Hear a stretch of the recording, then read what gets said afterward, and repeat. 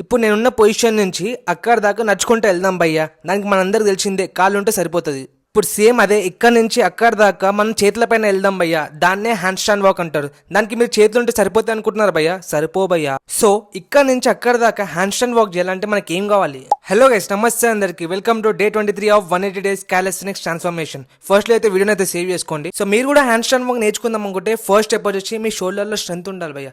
Second వచ్చేసి core strength ఉండాలి. Third వచ్చేసి బ్యాలెన్సింగ్ భయ్యా, బ్యాలెన్సింగ్ పర్ఫెక్ట్ ఉండాలి. షోల్డర్ లో స్ట్రెంత్ బిల్డ్ చేసుకోవడానికి అయితే ఫస్ట్ పైక్ పుషప్స్ చేయండి. నెక్స్ట్ సేమ్ పైక్ పొజిషన్ లోనే షోల్డర్ ట్యాప్స్ చేయండి. ఒకవేళ ఈజీ అనిపిస్తే same wall and stand position లో షోల్డర్ ట్యాప్స్ చేయండి. మీరు కోర్ స్ట్రెంత్ బిల్డ్ చేసుకుందాం అనుకుంటే ఫస్ట్ ఎల్సిట్ హోల్డ్ చేయండి. Next hello body holds. So balancing కోసం అయితే ఫస్ట్ అయితే మనకి హ్యాండ్ స్టాండ్ వచ్చి ఉండాలి. తర్వాత 5 seconds minimum hand stand hold చేయాలి. నెక్స్ట్ వాల్ సపోర్ట్ తోని 2 స్టెప్స్ అయితే హ్యాండ్ స్టాండ్ వాక్ చేసి మళ్ళీ బ్యాక్ వచ్చేసేయండి. ఇప్పుడు same moment without wall support చేయండి. 2 స్టెప్స్ చేసి హోల్డ్ చేయండి. ఫైనల్ గా మెల్లిమెల్లిగా స్టెప్స్ ఇంక్రీజ్ చేసుకుంటూ ప్రాక్టీస్ చేయండి భయ్యా. ఇంకా కాలిస్థెనిక్స్ నేర్చుకోవాలనుకుంటే రాహుల్ దాస్ అనేది ఇప్పుడు ఫాలో అయిపోండి.